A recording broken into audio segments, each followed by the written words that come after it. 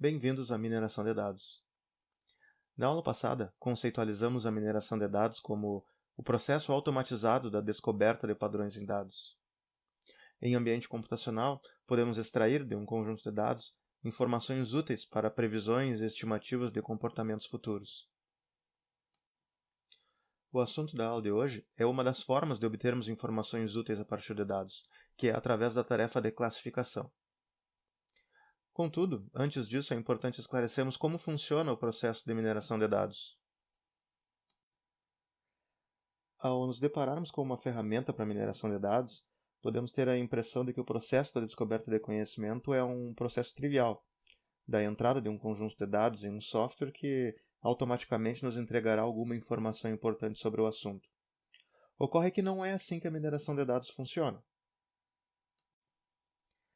O início do processo está, na verdade, em uma pergunta. Somente sabendo o objetivo da descoberta de conhecimento é que saberemos que tipo de tarefa iremos desempenhar, quais tipos de pré-processamento realizar, qual algoritmo de mineração de dados aplicar e como melhor avaliar os modelos descobertos. Após coletarmos os dados, e ainda antes de aplicarmos um algoritmo de mineração de dados sobre eles, procedemos com o pré-processamento, onde podem ocorrer tarefas que visam preparar o conjunto de dados para processamento pelo algoritmo escolhido. Trata-se de limpeza, integração, redimensionamento, transformação, etc. O processamento consiste na aplicação de um algoritmo de descoberta de padrões sobre o conjunto de dados já pré-processado, esperando o retorno na forma de um modelo. O pós-processamento trata da avaliação do modelo descoberto, situação na qual pode-se concluir que todo o processo da descoberta de conhecimento deve ser reiniciado, pois a pergunta não está bem definida, ou retornar à etapa de pré-processamento, ou reprocessar o conjunto de dados com uma parametrização diferente no algoritmo escolhido, ou, por fim, concluirmos que o modelo descoberto no experimento foi satisfatório para solucionar a pergunta feita no início do processo. Vamos proceder então à utilização da ferramenta UECA para um exemplo de atividade de classificação. Temos aqui já na interface Explorer carregado um conjunto de dados que conta com 28 instâncias e 8 atributos. Então aqui na aba pré-processamento nós temos a oportunidade de verificarmos algumas estatísticas sobre o conjunto de dados e os atributos contidos no mesmo.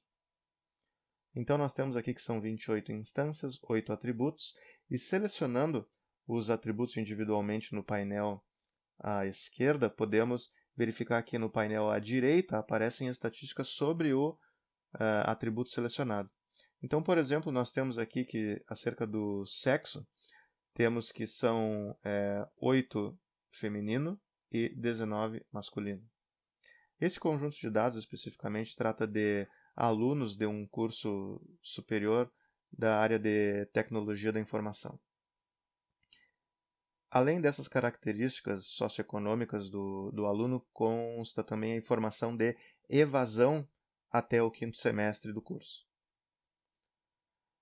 Então temos aqui a informação, por exemplo, que no tocante à evasão, temos 14 representantes que não evadiram e 14 representantes que evadiram. Também temos a informação de que esse atributo é do tipo nominal, ou seja, são categorias N e S. Da mesma maneira que o sexo, temos também duas categorias F e M.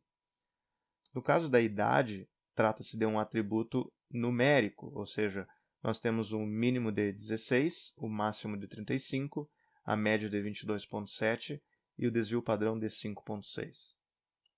Também há algumas informações acerca de dados faltantes, então aqui no caso da idade temos nenhum dado faltante. Temos 14 valores distintos para a idade e 7 valores únicos para este atributo.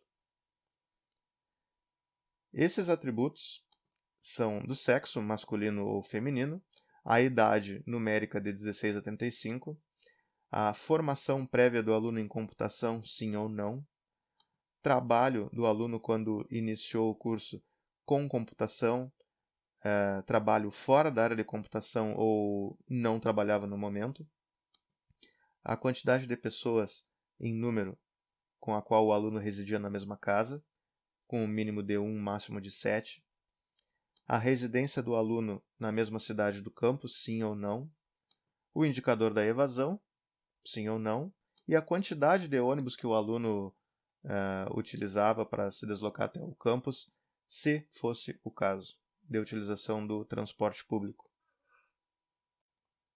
Então procedemos à realização de uma tarefa de classificação, entrando na aba Classify, onde nós podemos escolher o algoritmo classificador, o algoritmo que vai realizar o processamento do nosso conjunto de dados e nos entregar um modelo de classificação. Vamos fazer um experimento com o algoritmo J48, que está disponível dentro da categoria Trees. A princípio ele pode aparecer congelado, mas selecionaremos ele mesmo assim. O motivo dele aparecer congelado é que na configuração do experimento nós temos aqui, por padrão, selecionado o último atributo do conjunto de dados, e esse atributo é do tipo numérico. Ocorre que para realizarmos tarefas de classificação, o atributo alvo da classificação deve ser nominal. Isso é conceitual da tarefa de classificação. Sempre que estivermos prevendo um valor categórico ou nominal, a tarefa a ser utilizada será a classificação. Então, nós queremos prever aqui o status de evasão do aluno. Esse é o objetivo da nossa tarefa. Nós temos aqui um conjunto de dados que nos dá várias informações socioeconômicas sobre o aluno e também a situação de evasão do mesmo. Então, nós vamos realizar um experimento para prever a evasão. Então, por enquanto, vamos realizar um experimento com a configuração padrão do algoritmo e também a configuração padrão de testes. Apenas selecionamos aqui o alvo da classificação, que é a evasão. Clicamos em Start para que o algoritmo seja executado e já temos um resultado. Podemos verificar aqui no painel à direita Classifier Outputs algumas informações sobre o teste realizado e sobre o modelo descoberto. Então, a primeira delas é que o modelo descoberto teve uma acurácia de classificação de 67,8% e uma taxa de erro de 32,1%, de forma que podemos verificar o modelo descoberto graficamente clicando sobre o resultado e selecionando a opção Visualize Tree.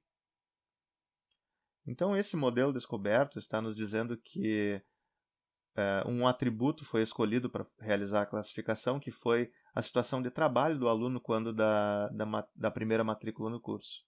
Se o aluno trabalhava com computação, ele não evade o curso. Se ele não trabalha, ele evade o curso.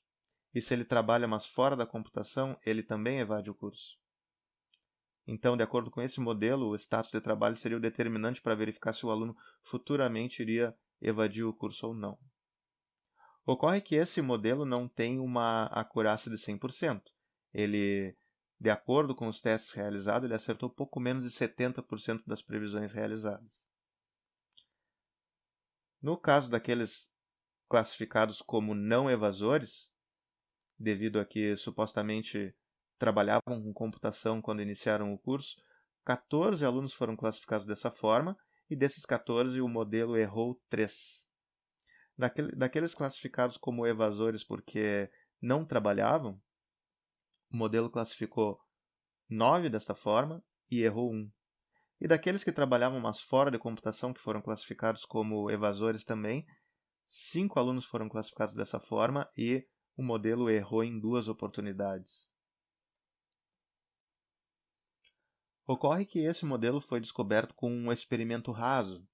Lembre-se de que nem a parametrização do algoritmo, nem o tipo de teste a ser realizado sobre o modelo descoberto foram parametrizados. Então, vamos fazer algumas modificações aqui. Vamos verificar algumas parametrizações que podem fazer a diferença quando do processamento com o algoritmo. Vamos clicar sobre o nome do algoritmo e verificar as parametrizações disponibilizadas na ferramenta. Uma delas que é de suma importância é a quantidade de objetos que devem aparecer no mínimo por folha da árvore. Ou seja, no nível mais baixo da árvore, quantos objetos devem ser classificados no mínimo para que essa folha seja considerada no modelo. Por padrão, esse valor aparece como 2. Nós podemos alterar ele para 0, de forma que considere o máximo de folhas. Outra parametrização importante é a utilização de poda, já que nós estamos falando em árvores de decisão, existe a analogia da poda. A poda existe para que não sejam apresentados nós na árvore, ou galhos, ou folhas, que porventura sejam considerados estatisticamente irrelevantes pelo algoritmo que está construindo o modelo. Então, a não utilização de poda vem configurada como falso e nós vamos considerar agora como verdadeiro, ou seja, nós não iremos utilizar critérios de poda. Vamos dar o OK aqui para confirmarmos a configuração do nosso algoritmo e vamos realizar o experimento novamente. Lembrando que no experimento inicial tivemos 67% de acurácia.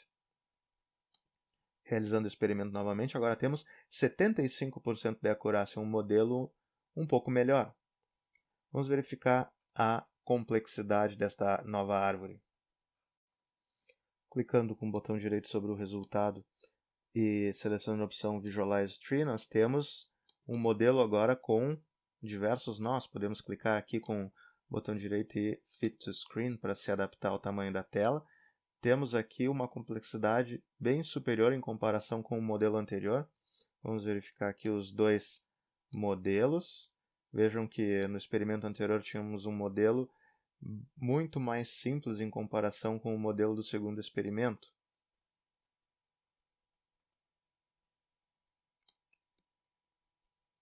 Ok? Então, dessa forma, é natural que o modelo mais recente, que também é mais complexo, tenha uma acurácia maior.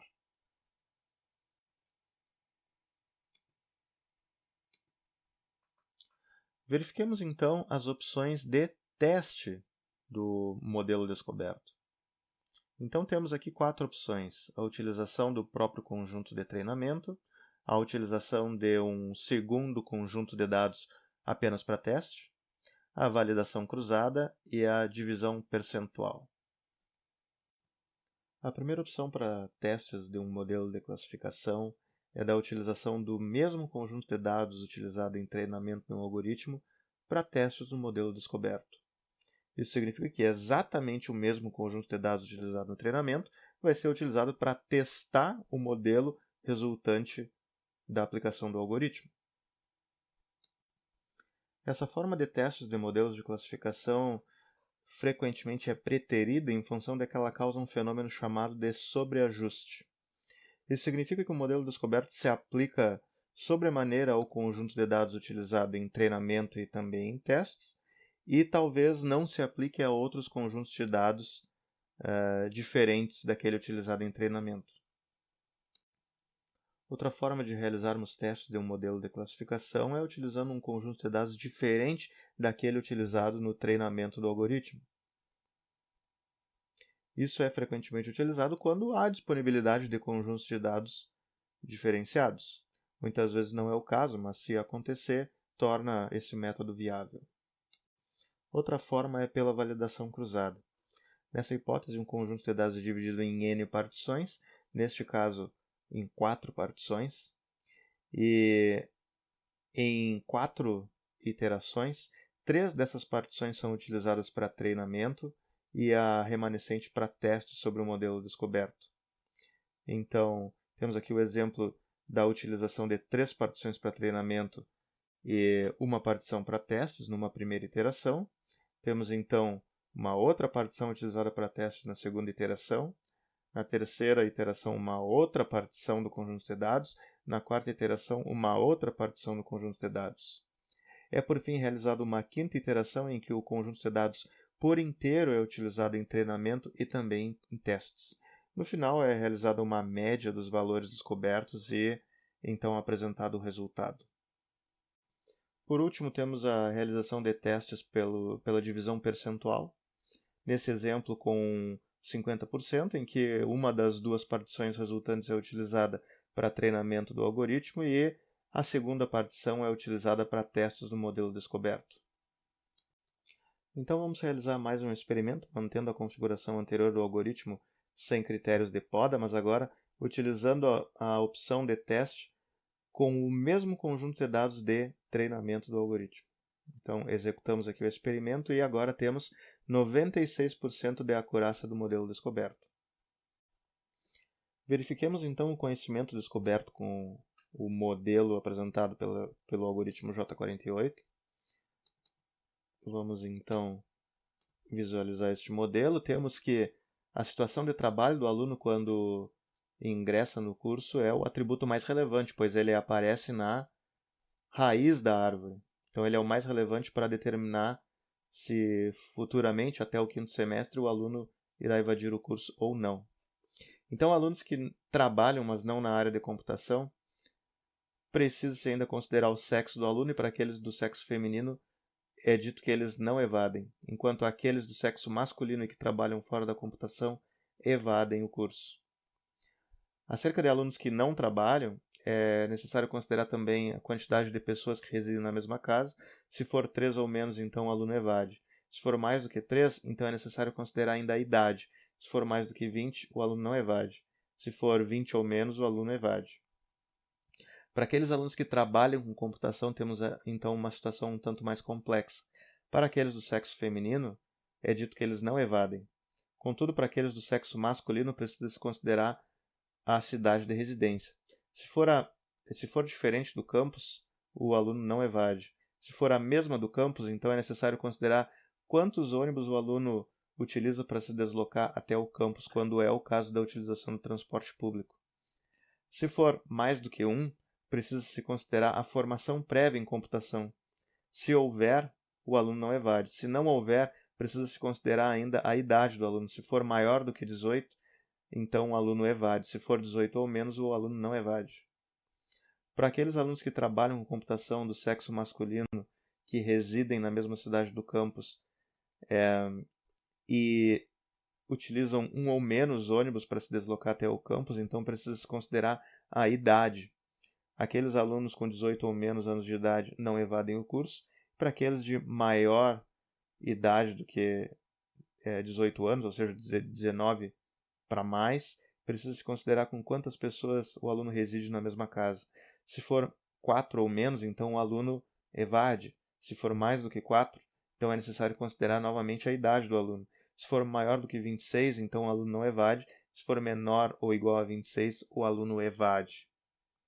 Então fica o exemplo da interpretação de um modelo de árvore de decisão para classificação de alunos em função de sua possibilidade de evasão no futuro.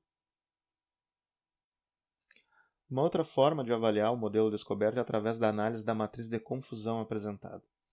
Então aqui para este modelo utilizado temos um exemplo no final da seção Classifier Output. Temos a matriz em que as classificações do modelo são apresentadas nas colunas e as classes verdadeiras são apresentadas nas linhas. Então temos, por exemplo, que 3 instâncias foram classificadas como não evasoras e na verdade não evadiram mesmo. Uma instância foi classificada como evasora, mas na verdade não evadiu. 0 instâncias foram classificadas como não evasoras e na verdade evadiram. E 14 instâncias foram classificadas como evasoras e na verdade evadiram mesmo.